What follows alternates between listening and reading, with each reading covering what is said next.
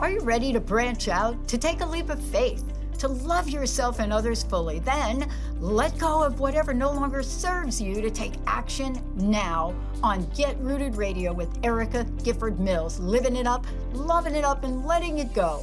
Erica will energize and excite you to power up your passionate dream that sets your soul on fire. With Erica's E3 approach, equipping, empowering, and enlightening yourself so you can be yourself for yourself.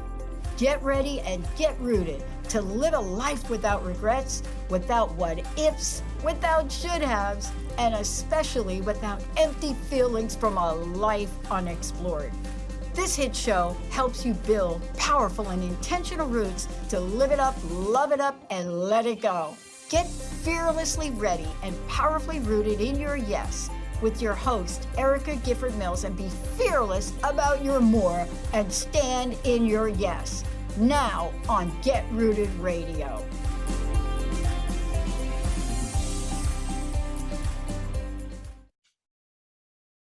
Welcome, everyone. I am Erica Gifford Mills, and you are listening to Get Rooted Radio, living it up, loving it up, letting it go, right here on Transformation Talk Radio. A big shout out, as always, to my producer today, Jacob. Hey, Jacob, how you doing? Hey, Erica, it's great to see you doing so well today. Good. And how's everything going? I'd like to say summer, but it's not officially summer, but for me, once it hits June, it's summer. We're slowly attempting to get into the summer vibe right now, and I'm not feeling it yet, but I'll keep you posted on that in a couple of weeks, hopefully. So I've got a question for you, since our show today is on leadership. What does being a leader mean to you? That's a great question, and one that I think I kind of come back to the answer a lot of times when you ask me questions in this sort of realm. And the word that comes to mind for me is accountability and ownership. So, leaders take responsibility for not just their own work, but also the work of the people that they're leading. And it could be work or relationships or whatever it is, just the fact that you're able to, be a voice for them, be a kind of a spokesperson for them, and also be communicative with everyone, and then take responsibility for whatever happens, whether it's good or bad. Absolutely. And I love that, because I think that is a big part, and society plays a big part in that. And being a leader, or leadership, right, as the term is, means different things to different people. And we as individuals owe it to ourselves to invest in our own self-development. And that's not only personally, it's also professionally, in our own leadership journeys. And by not doing so, we are hurting our society as a whole. And the future of our society depends on individuals investing in their self-awareness and leadership. And that is what my guest today, Dhru Beeharilal, business and executive leadership coach, and I will be discussing the impact of leadership on society. But a little bit about Dhru before we begin. Dhru is an ICF certified business and leadership coach and the founder of Nyan Leadership. A former prosecutor and IT consultant, Dhru's approach to coaching is centered around identity, combining positive psychological and somatic psychology, diversity and equity, and traditional coaching.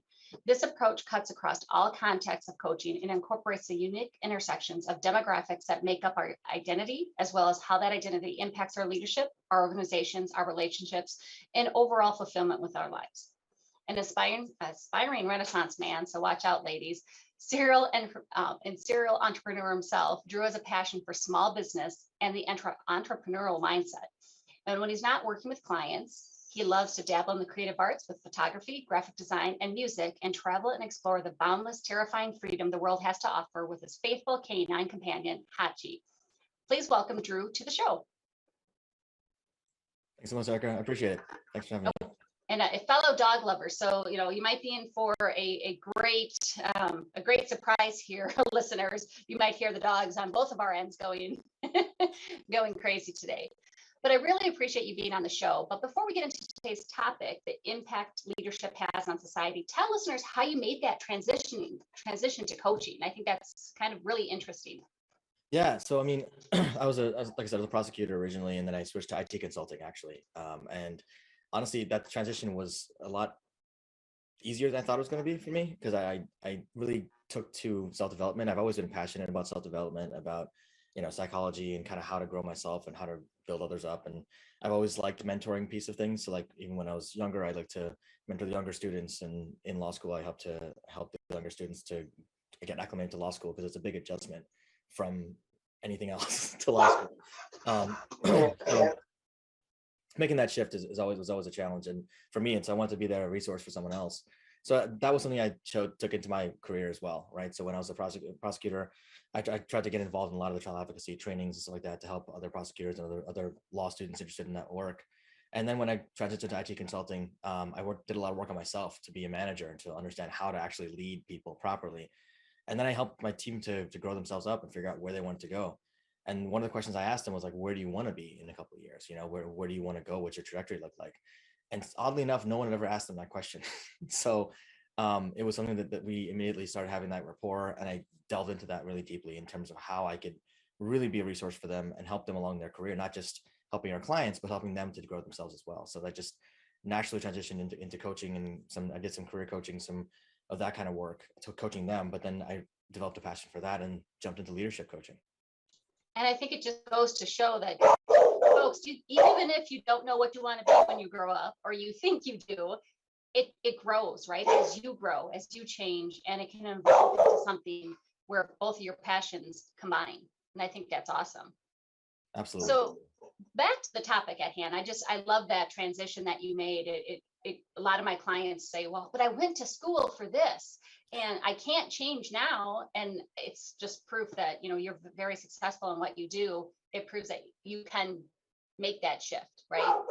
Absolutely. But really, let's begin our discussion with how not to be a leader. And I know that might sound weird, right? But we all have different aspects of our personalities that make us a great leader. But let's discuss, what are some of the most common obstructions to good leadership? Yeah, I mean, a lot of times people don't trust their staff or the people that they're managing. There's a lack of trust in themselves, frankly, which is something that they don't actually uncover until they delve deeper into it. There's an unwillingness to be self-aware because they're afraid of what they find. And a lot of what you're hearing is going to, they'll be blaming other people. They'll be blaming, systems. They'll be blaming everything else, society. They blame their parents. They blame other managers. They blame their staff. But they never turn the finger toward themselves, right? Because they're afraid of what they find. At the core of that is insecurity and fear. Right. And it's a fear of being self-aware because of, again, they're afraid of what they're going to find. And that kind of fear, there's no room for that in leadership. And that's a really strong block. Unfortunately, our society is built around that a lot of times, where it's like, we encourage these folks to take in leadership positions, not because of their qualities as a leader, but because of their qualities in other areas, or just the fact that they happen to be friends with people who are in other leadership positions. And so we don't think about the impact across their organization or the impact of the teams or the impact to anything like that. They think about the impact of themselves, and that selfishness and lack of self-awareness, they go hand in hand, and they almost like help to grow that fear and help to grow that insecurity and that doubt. And ultimately you have a cycle, right? Because now that people are seeing that, and they're seeing that this guy can do it or this girl can do it. Why can't I do that? No matter what my skill set is. And so then they keep working, and then they end up, either they do make it to a leadership position and try to be better, or they do it and they don't care because there's no need to care and invest in themselves. And it becomes a cycle either way. And what happens in those teams is the good people end up leaving because it becomes toxic leadership or lack of leadership, really toxic management. And the people who stick around are people who either can't get jobs elsewhere or are just content to do nothing and be mediocre. And that ends up killing that team and ultimately that organization. And I think that's important. It's that the phrase that goes around, people don't leave companies, they leave management. And it's so true. I mean, there's been plenty of places that I've left, not because I didn't love the company and the company values, but it also goes to who and what are we promoting? And are they taking some of those values seriously? But I think it's also on us as workers, right, as staff members, to also report those issues.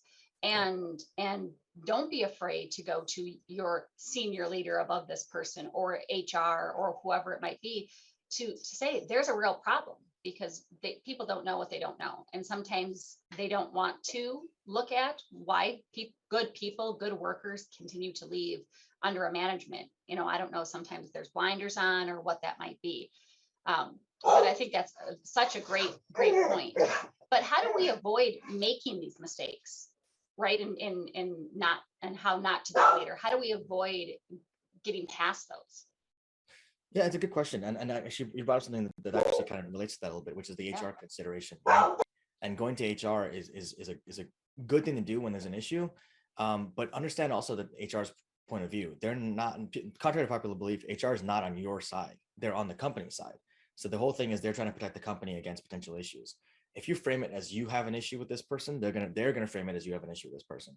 But if you frame it as this person is a liability for the company, now they becomes an HR consultant consideration, and they're listening, right? Now they're gonna start listening to you. But that's one great concept to think about, is consider that the audience you're talking to, right? With that particular leader, if you're working under a toxic leader, or someone who's very insecure, very selfish, unfortunately, depending on your point of view, they're actually pretty easy to manipulate too, right? Because if you appeal to that fear and kind of let them know that there are situations where they could benefit from being better about X or about Y, and kind of appeal to that a little bit, that might be a way for you to kind of manage up, whether that's a good or bad thing. I hate use the word manipulate, but words aren't evil. The way people use them are evil, right? So the word manipulate is not necessarily a bad word. It's just something you can use to your own advantage. The other thing is just invest in your own development, your own self-awareness, absent everything else. That will empower you to be able to have those conversations and honestly go after jobs that you actually really want, with leaders who are not as insecure and will benefit you. And I love that, because it is how you phrase it. And I use this saying quite a bit: words matter, right? How you say something and knowing your audience is so important. And I love that you made that clarification. And it's important that we know what we need, what we want, right? That self-awareness is so important, because if we don't know our triggers, if we don't know our weaknesses and our strengths, we can't promote those, or we can't develop maybe our weaknesses a little bit better. But let's take a quick break. And when we come back, we're going to talk about societal structures limiting leadership development. But before we go, Dhru, tell folks how they can reach you. Sure. Yeah. So my website is www.9leadership.com.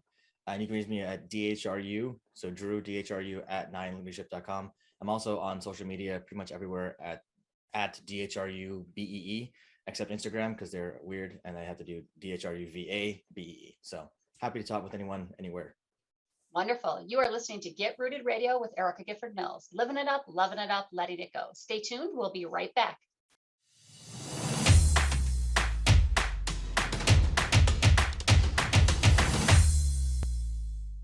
Welcome back to Get Rooted Radio with Erica Gifford Mills. Living it up, loving it up, letting it go. If you missed any portion of today's episode, you can catch it on getrootedradio.com. That's getrootedradio.com. Don't forget to subscribe online to receive the latest news, events, specials, and words of encouragement. Go to getrootedradio.com. Welcome back to my guest, Dhru Beeharilal. During last segment, we were talking about how not to be a leader. Now let's get into the limitations, specifically societal structures limiting leadership development. So Dhru, what are the societal structures that limit, and where do these behaviors come from? Yeah, so we're taught at a very young age, I want to say almost as like preschool level in our society, to really not be leaders, right? We're taught to be followers. We're taught to conform and to do what you're told. And I don't think that's necessarily bad in all situations, right? I think there's very few things that are universally bad, like I said. That's one of the situations where it has to be tempered more than it is right now, though. Unfortunately, you're taught to blindly obey authority, in the sense of like, your teacher tells you to do something, you do it regardless. Your parents tell you to do something, you do it regardless. You don't ask questions, you don't do anything like that.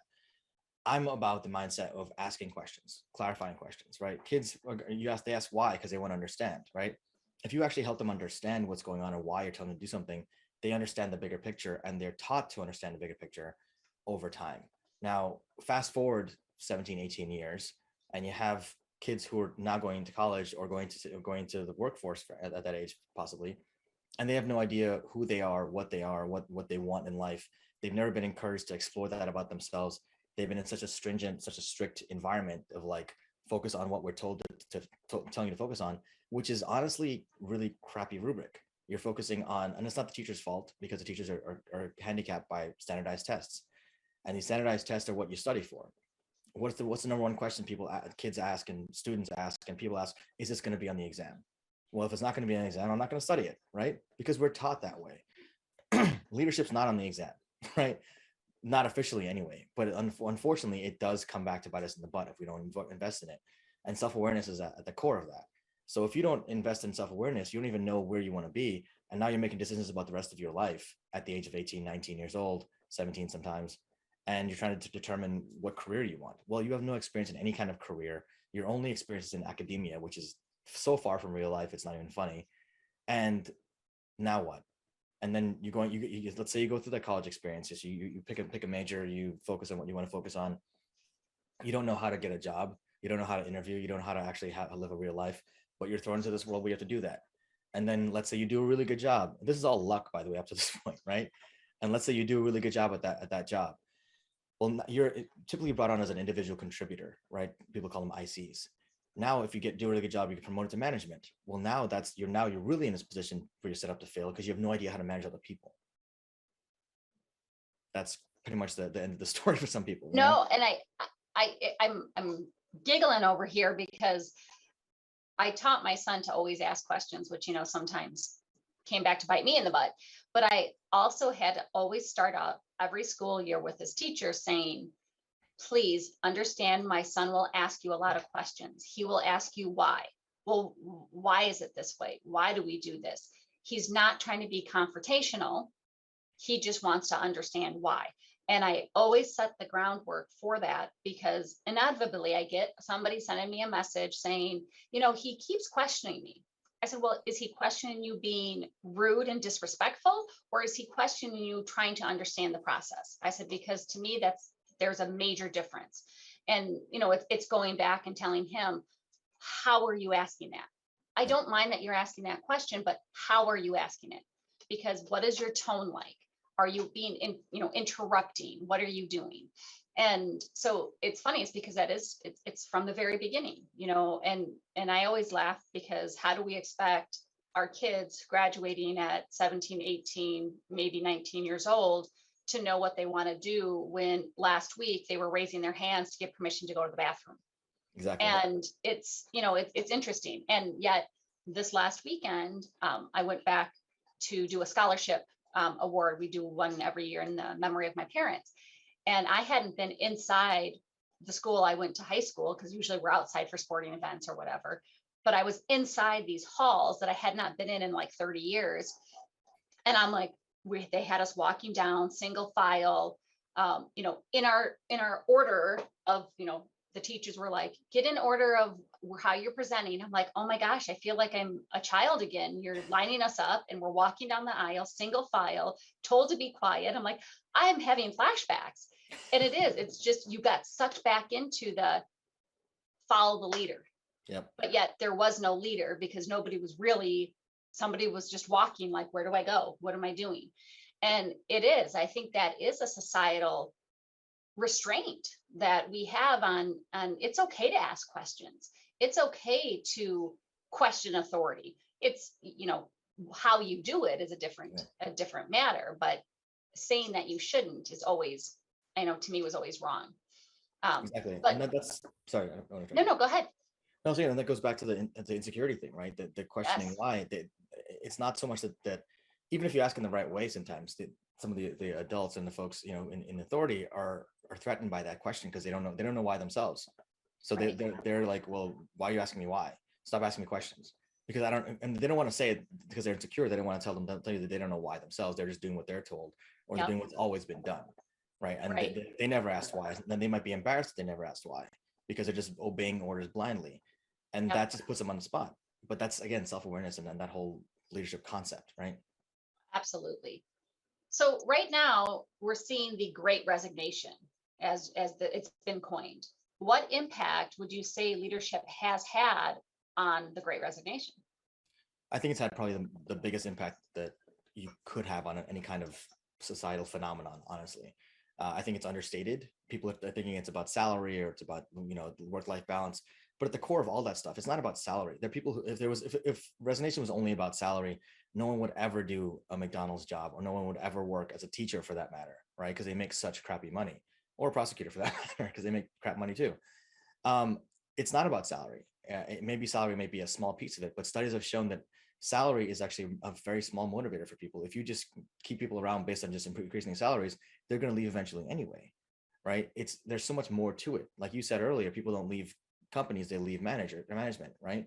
which is what it is. These companies have invested so little in management development and leadership development and in taking care of their employees, not just salary wise, but in the holistic mentality of taking care of their employees for so long. And now it's catching up with them. And now they're freaking out because they don't know what to do. I mean, pensions used to be a thing. They're not a thing anymore, right? They used to be a situation where you could actually, have like, your company, you work for a company for 50 years or 30 years or whatever. That's not a thing anymore. And that's on both sides. People keep blaming the employees or Gen Z or Gen X or whatever, but it's not just that. It's just the idea of your lack of respect for your employees and calling them even human resources is demoralizing and demeaning. So that they're just seeing that the results of that over long term. It's a longitudinal study on how not to do leadership is what it is. And I think, and it's funny, it's how you see these memes on, their employees are upset, give them a pizza party. That will solve it, right? And it's like, oh, oh goodness, it's so much deeper than that. That's how my fifth grade teachers solve problems. They threw a pizza party and then we were happy. But again, if you think about it from that perspective, that saying, if all you have is a hammer, everything looks like a nail. They're solving problems for adults the way they solve problems for 5-year-olds, right? Yes. That's not going to work. Well, what about personal impacts? Does leadership development have an impact on people's personal lives? 100%. I mean, look at people. Self-awareness is one of the biggest causes of whether they identify it or not, midlife crises, right? You take that situation earlier we talked about when students are asked to make decisions about the rest of their lives. They get that job, they move on from there. They never took the time to say, is this really what I want to do? It just happened to luck out from job to job, and now they get it. They meet someone, they get married, they want to support a family, they have kids. Now they're so caught up in everything. There's no time or energy for self-development, right? Or self-awareness. And now they're 50, 60 years old and they're looking back and saying, well, where did my life go? I'm feeling it. And your identity is going to tell you, right? There's a concept of like absolute and contextual identity. And you're focusing so deeply on your contextual identity, which is what you use with other people and people around you and situations around you, that you've ignored your absolute identity, what's internal, what's inherent to you. And after a while, that will start gnawing at you from the inside. And that's what happens when you have a midlife crisis is your inside is telling you, hey, what the heck? I'm here. You haven't paid any attention to me for 50 years now. Can I actually get some attention now? And then you start trying to fill that gap with things that don't actually mean anything, but you think that they mean something because you don't even know how to identify what means something and what doesn't. Yeah. Oh, and how do you think the leadership will change in the future? Where are we headed? I mean, the way it's going right now, we're headed for worse than the Great Resignation. I mean, you have greed and selfishness at the highest levels. I mean, politicians on every side. I don't care what denomination you are. It's whether Democrat, Republican, Independent, across the board. It's all selfishness. It's all greed. It's not driven by what's best for the country. It's what's best for myself and the party, right? And more so myself than the party at this point, anyway, right? And so it's just eventually there's going to be a reckoning, and what that looks like is going to be probably worse than things are right now because everyone's out for themselves and they're not really caring about anyone else. We saw that during the pandemic with all the crazy nonsense that was happening, the riots and everything, the lack of empathy for just basic humans in general, right? I mean, of all skin colors, race, creeds, whatever. I mean, race is one example of that. It's a really easy example, but there's marginalization of all different kind of demographics, and it's just getting worse and worse because of lack of self-awareness, lack of care, and lack of empathy because of insecurity. And we're going to take a quick break, but we're going to continue the conversation about something you mentioned about how we are rapidly headed towards a society-wide midlife crisis. And so we're going to talk a little bit more about that next segment. But before we go, Dhru, tell folks how they can reach you. Sure. So I'm available on on social media. So it's going to be at DHRUBEE. So Facebook, Twitter, and YouTube. And then my Instagram is different because it's got to be different. And it's Dhruva B, DHRUVABEE. Also Dhru at nianleadership.com or www.nianleadership.com. Wonderful. I am Erica Gifford Mills, and you are listening to Get Rooted Radio. Living it up, loving it up, letting it go. Stay tuned. We'll be right back.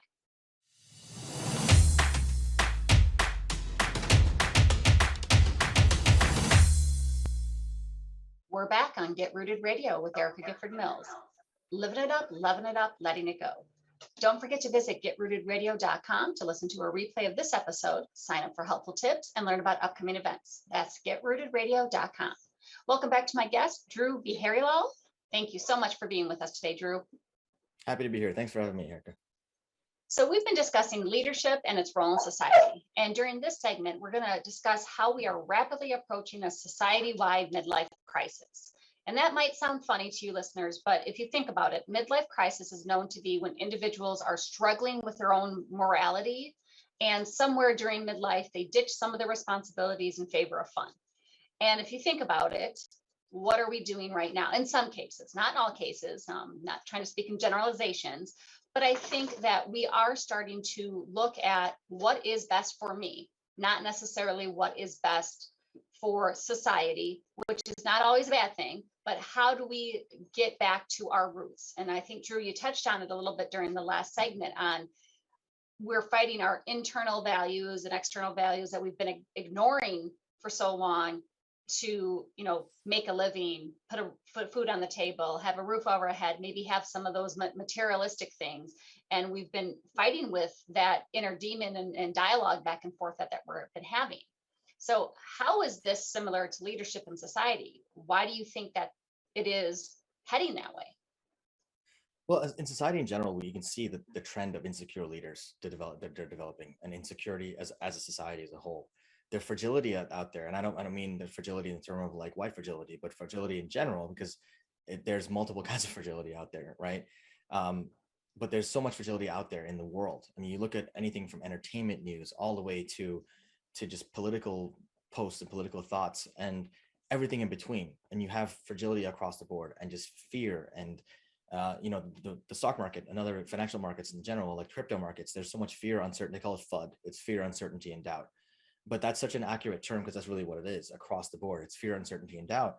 And there are people in leadership positions, I use that term very loosely, leadership positions, really people in power who thrive off that, keeping people in that FUD mode, right?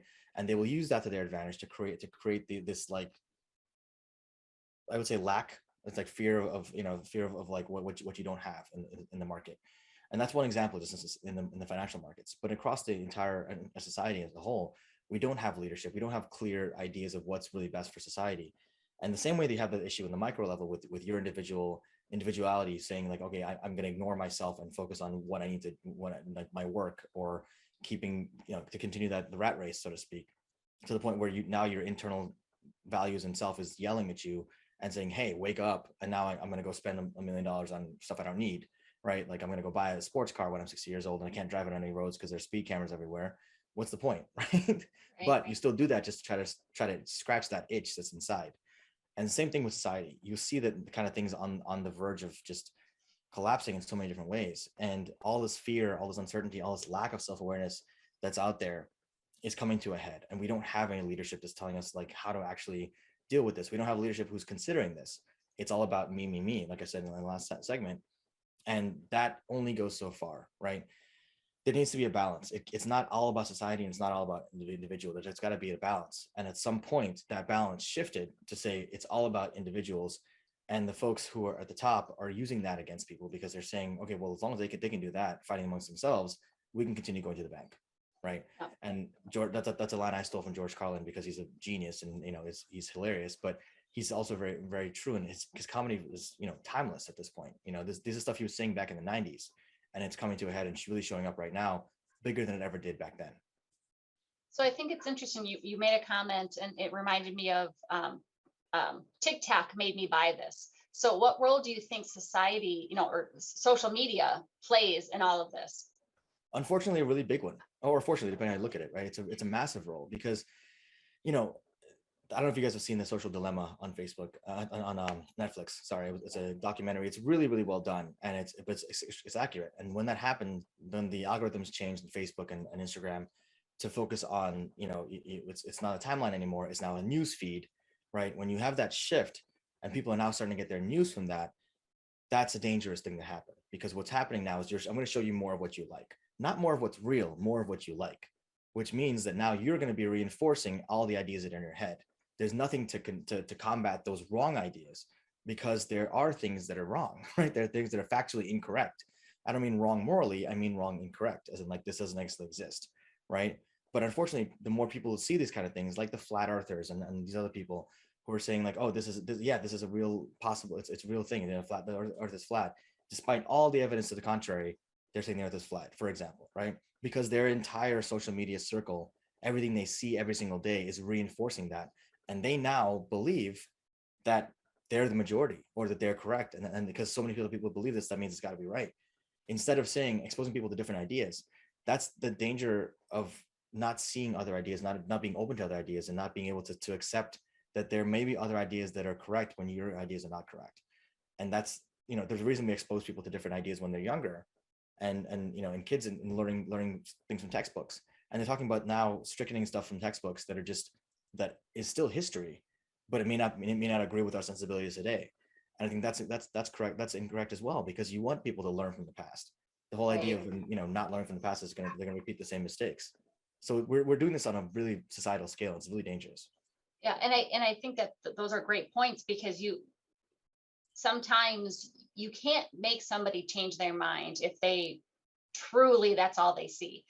And it made me think about how we've gone away from like your basic TV or cable TV or anything where you would get the 9 o'clock news, the 10 o'clock news. So because now everybody's just doing streaming, right? They're doing the Hulus, the Netflix, the Paramounts, the list goes on and on and on.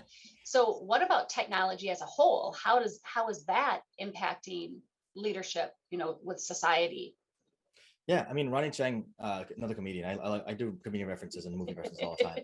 But Ronnie Chang talks about this briefly. He mentions, like, whoever thought that all of human knowledge could be more, right? Talking about the internet. And that's exactly what's happening. Because, you have people who are going to these things. It's technology could play an amazing role. It could be out there where you really get so many different points of view. But unfortunately, the same way people start going, I'm sure you have friends who go to 5 different friends to get the advice that they want. And as soon they'll keep asking everybody until they get the one person who says that they agree with them, and now that validates their opinion, so they'll go out and do that thing, no matter how dumb it is, right? The same thing is true online. Unfortunately, or fortunately, again, depending on how you look at it, there's infinite opinions online, and if you just Google something, and all it takes is one website. Oh, that's how it's on a website. Well, which website was that? The whole fact checking thing, the whole showing your sources that we learned back in school. Well, now they have sources for any opinion that they want, because there's so many sources out there that are quote unquote validated. But validation is that term has lost its meaning at this point. So it's the danger of technology is that it's the same thing as a strength, because it's so accessible and it's so open and it's so out there. Unfortunately, that people are mistaking fact checking with censorship, and those two are not the same thing. And there needs to be fact checking, and there should not be censorship. But people think that fact checking is censorship, and they're making that mistake, and they're saying that, and that's another opinion that's actually also incorrect. Well, and I think that's great, because a great concept, because I no longer have regular TV. I just don't watch it enough. But then I realize, well, I watch the news, and now I don't have that. So what do you do? Well, I go online and I'll read, but I try to do a bunch of the different networks, because as we all know, certain networks lean certain ways. And so I try to go, okay, I'm going to read this, or I'm going to try to read the same story on maybe an opposite facing, just because otherwise I don't know what is right? I don't know what is true. But that's also my own self-awareness to realize I want to get both sides of the story, right? And we all know there's 3 sides of the story, right? It's his, hers, and the truth. Exactly. Because it's about perception. And how you're raised, where you grow up, how you grow up, how fast you had to grow up, all those things contribute. And I think it's true what they say, it takes a village, to raise a child. It's not just the in-home influences, it's also the external. It's the same thing on leadership, is that it does take a village, because sometimes you are in a position where you want something to be different. And then maybe you get to that point where I have the impact to make it different, but I don't know what to do. I don't know how to do it. So then you try to go outside to get resources, knowledge, but then where do you go? And I think it's that whole ripple effect, right? One thing affects another. And I think that then we get upset. We get into that midlife crisis, as you say, on what do I do?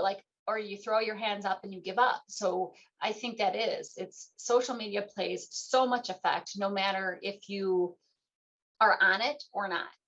Yeah. Because there are times where, did you see this thing on Facebook? Did you see this thing on Instagram? And I'm like, no, wait. And so what do? I go look it up, right? Just so that I can see what is going on. What are the people talking about? And then it's like, well, why is this? What is this? So it's very interesting, and being aware of where you get your information, and how you allow that to lead you. Yeah, and to your point, the people who have the platform are not willing to take a stand either, right? Because they're afraid of losing followers, they're afraid of losing power. When in reality, them taking a stand is exactly what's needed in society. Again, it's about myself. It's about me. It's all about me, me, me. I don't want to lose followers, even if I'm stating the truth. I'm going to keep balancing this line between the BS and the truth, even though I know the truth's over here. Yeah.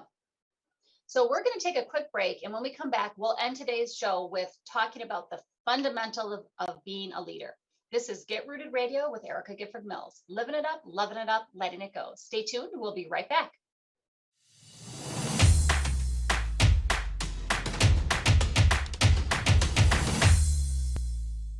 Welcome back to Get Rooted Radio with Erica Gifford Mills. Living it up, loving it up, letting it go. If you missed any of the information during the last segments, go to getrootedradio.com. That's getrootedradio.com to listen to the replay. Don't forget to subscribe, sign up for tips and special events, and pricing for upcoming coaching sessions at getrootedradio.com. Welcome back to my guest, Dhru Beeharilal. Before we wrap up today's episode, tell listeners how they can reach you. Sure. It's Dhru at nyanleadership.com. So DHRU at nyanleadership.com. I'm also at www.nyanleadership.com. You can find me on social media, except for Instagram, at DHRUBEE, and Instagram is at DHRUVABE. Wonderful. So we've talked about how not to be a leader, what societal factors hinder leadership, but let's wrap up today's discussion maybe on a more positive note on the impact leadership has on society with the fundamentals of being a leader. So what are the key things that a good leader needs to have? Absolutely. So there are four real key things. I mean, there's more depending on situations that you need to be in, organizations, whatnot, but there are four key things that cut across all leadership levels. One is going to be empathy and compassion, right? That's whether for your team, but also for people in general, right? If you're working in an organization, you got to have empathy and compassion for your teammates, as well as people that they work with and your clients. That's going to allow you to really devote the proper energy and time to your clients and to your people, and everyone ends up being happier that way. The other one is going to be a desire for self-awareness. Now, notice I didn't say self-awareness itself, because that comes with time and energy and practice, but a desire for it, meaning you're willing to take the feedback and understand where your blind spots might be, and how do you actually build up on things that you're lacking right now. And then how do you go where you want to get to? So just a desire to be self-aware and a desire to get that kind of self-awareness. The other one's going to be a growth mindset. So it's the idea of growing yourself, and not that where you are right now is not where you're going to be for the rest of your life. People love to say that, I'm this, or I am this, and I can't do it. I'm a morning person. I'm not a morning person.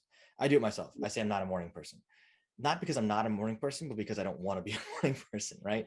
I could absolutely grow that part of myself if I chose to. I'm choosing not to, right? But people need to understand that whenever they say that I am something, and that implies you're not the other things, you're choosing that thing every time you say that, and whether you mean to or not. And the last thing is going to be willingness to really be vulnerable and be imperfect, because not everyone, everyone's imperfect. We're all human at the end of the day, right? And if you're not able to acknowledge when you make a mistake, or take the brunt of the situation when your team makes a mistake, as a leader of that team, you're responsible for the mistakes. But you also want to share credit and be able to say, hey, these guys really did make this happen, or that person really made this happen. And so you want to share credit and take responsibility for mistakes that you make. And I think that's really important. And being vulnerable can be very scary. Absolutely. And it's, I acknowledge I'm definitely imperfect, but for me, showing that imperfectness can be hard. And I think that's where people maybe sometimes will acknowledge they're not perfect, and they can accept that they're not perfect. Being vulnerable to that is always hard. And so makes me wonder, why did you select those? Why are those aspects and characteristics so important to a leader? Sure. I mean, I'll start with being vulnerable and perfect. I mean, Brene Brown has a lot of work on vulnerability, and I love her work because of that, because it really does impact that and drives that point home.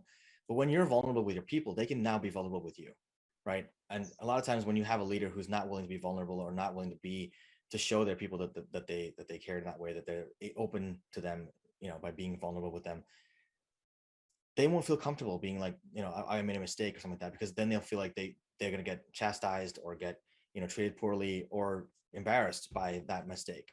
If their leader's showing them that, and I don't mean making mistakes on purpose just to show your people they make mistakes, obviously, right? If you don't make a mistake in a period of time, that's great. But talk about situations, make it okay, normalize, talking about mistakes or talking about being imperfect, because that allows your team to grow. If you don't acknowledge vulnerability, you're not going to ignore it until it becomes a real issue, and then by the time it's a big vulnerability at that point, right?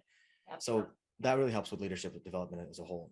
Well, and just to add to that real quick, and I think when you are a true leader, you're going to hire people who know more than you are, and when you can accept that and say, I don't know, you're the SME, the subject matter expert, can you educate me on this? And I think when a leader does that to their staff, it empowers them and gives them that, and to admit that you don't know it all. And I think that, for me personally, I'll make that an I statement. I know when I've had leaders do that for me, I'm like, wow, that's awesome. One, I feel good because you're relying on me, but two, you're not acting like you know it. It's awesome. That's great. Absolutely. And then, to that point, I had a leader, one of the best managers I've ever had. One of the reasons I wanted to work with him is because he said to me, he sat down with me, he said, listen, we're going to make mistakes. We all make mistakes. He's like, I just want to hear about it from you, not from the client. That's the only thing. That's the only thing I ask of you. Right. And that made a couple of things. I still didn't want to make a mistake. Obviously, I wasn't like, oh yeah, I'm going to go make all the mistakes and just let you know about it afterwards.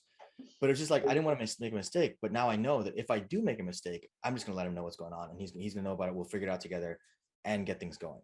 So that, again, normalizes that feeling of trust. It builds trust across the team in general. And like you said, it empowers them to really feel like they take ownership over whatever happens. The growth mindset, I kind of went into that already in terms of like what the value of that is.